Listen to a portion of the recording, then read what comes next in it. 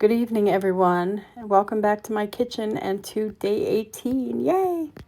I'm jumping right in this, and we are talking about bulking up starters, okay? What you guys are going to need to do is bulk up your starter so that you have enough discard or unfed starter to feed and bulk up your starter to mix in your loaf, okay?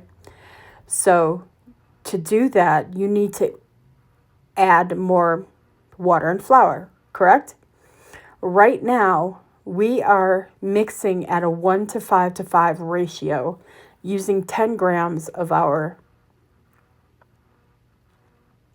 unfed starter. Boy, I can't think. It's late.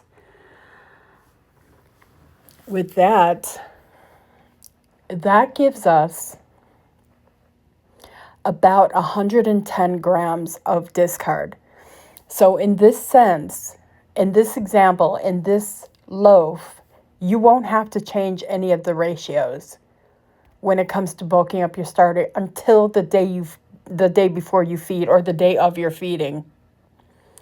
If you're feeding the same day that you're mixing, you are going to need more starter because you're going to feed at a 60-60-60 ratio. That will give you the enough starter to get you from the time you feed until the time you mix and bake 4 to 6 hours later, okay? That's if you want to feed your starter and mix your dough in the same day. I have never done that before. I have mixed early in the morning and then, I have fed my starter early in the morning and then gave it a high ratioed feeding and didn't mix until 7 or 8 o'clock at night because I was young and I was stupid and, I didn't know anything about bulking up starter. I'm sorry. I wasn't young and stupid. I was old and stupid. Anyway, so you want to keep that in mind. Now, you won't have to do anything special for this loaf unless you want to build your starter and mix on the same day. Okay? If you're not doing that and you want to feed at a higher ratio, just keep in mind how much discard you're going to need to feed your starter in order to grow and have enough to mix your loaf, okay? So my recipe calls for 120 grams of starter. And the ratio and the amount of unfed starter that we are using now is enough. It's a 1 to 5 ratio. And at the end of this video, there's a chart that will tell you how much time it takes for a 1 to 5 ratio. Okay? And that's how much time it takes to reach its peak. You always want to use your starter at its peak.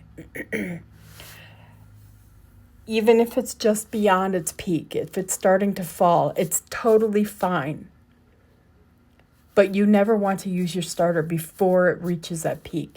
I have a short on here that shows my starter just past its peak and is starting to fall. But I would totally use that to make a loaf of bread with no hesitation. So keep that in mind. Keep all of this stuff in mind.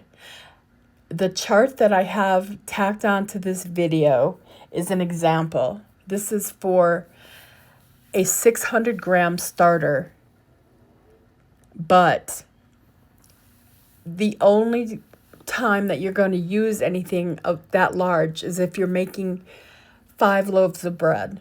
okay? Or more. If you're making more than that, yay. But if you're going to have like a micro bakery or something like that, you want to have that much starter on hand for your needs.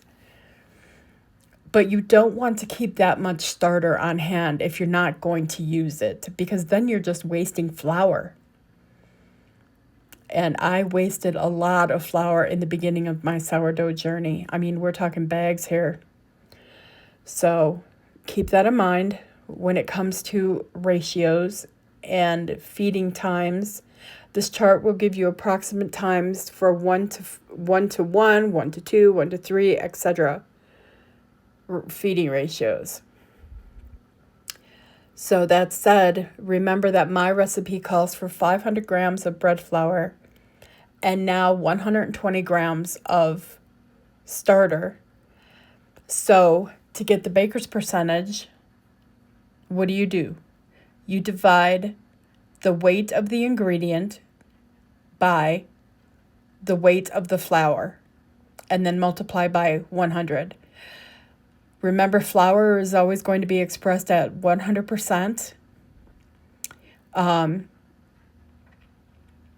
When I put in the weight of my starter, it gives me a baker's percentage of 24%.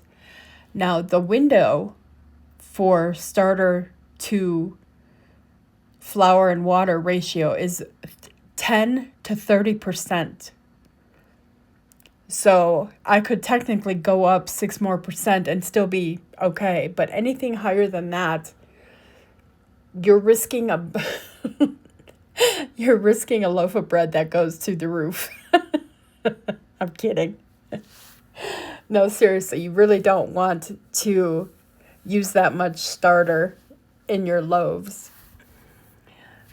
At least not in the beginning. Like I said, this is a very personal journey and you're going to have to adjust.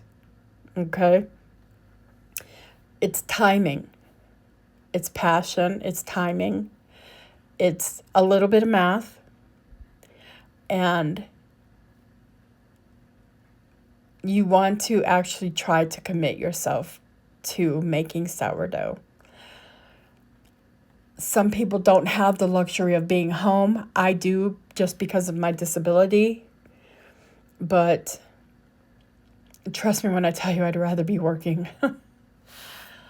However, you have to understand that this is a level of commitment, okay? It's not something you really want to dabble in. You can dabble by all means, but there are things that you have to do to account for that in order to keep your starter alive. So remember that the higher the ratio, the longer it's going to take your starter to reach its peak. Okay? The lower the ratio, the more discard you're going to need when it comes time to feed your starter and build it so that you can mix a loaf of bread. Okay? The higher the ratio, the longer it's going to take your starter to reach its peak. The recipe that I'm giving you is incredibly basic, and a lot of other creators use it. So keep that in mind as well. You always have something to fall back on if something gets messed up. You also have me and other creators here to fall back on if you have questions. Don't ever think you're going into this blind. I'm going to be here every step of the way and beyond, to be honest. I will have other sourdough recipes and things for you guys to learn from. So that said, that is it for today. Come back tomorrow and see me for day 19. And we will talk more about bulking up your starter because it's going to change a little bit at that point in time.